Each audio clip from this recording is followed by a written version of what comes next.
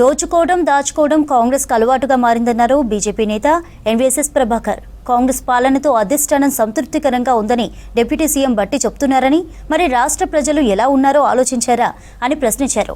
తమ పార్టీ అధ్యక్షుడిపై బట్టి విక్రమార్క వ్యాఖ్యలు సరికాదన్నారు.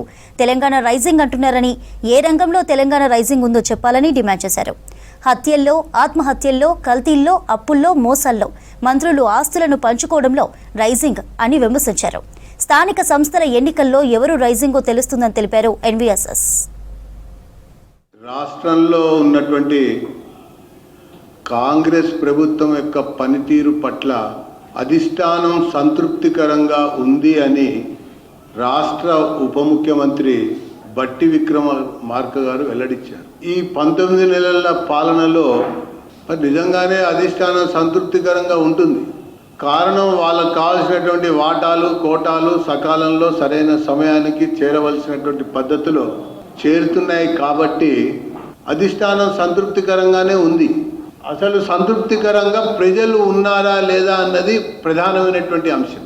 ఖర్గే గారి దయాదాక్షిణ్యాల మీద పదవిని కాపాడుకుంటూ ముందుకెళ్తున్నటువంటి ఉప ముఖ్యమంత్రి యొక్క మాటలు చూస్తే ఆశ్చర్యం అనిపిస్తూ ఉంది.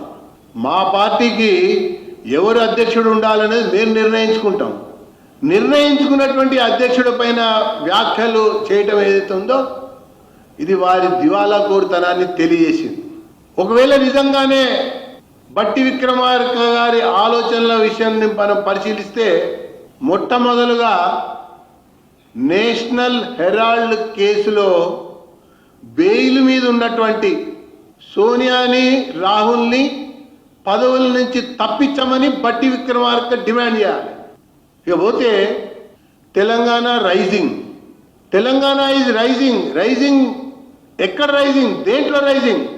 కల్తీ వ్యాపారాలు పెరగటంలో, కల్తీ ద్వారా మరణాలు సంభవించడంలో రైజింగ్, రుణాలు సేకరించడంలో రైజింగ్, అప్పుల పాలవడంలో రైజింగ్, హత్యల్లో రైజింగ్, ఆత్మహత్యల్లో రైజింగ్, రైజింగ్ ఏసీబీ కేసులలో రైజింగ్, అంటే అవినీతి కేసులలో రైజింగ్, అక్రమాల్లో రైజింగ్, చీటింగ్లో రైజింగ్, మోసగించడంలో రైజింగ్, ప్రభుత్వ ఆస్తుల్ని అమ్మడంలో రైజింగ్.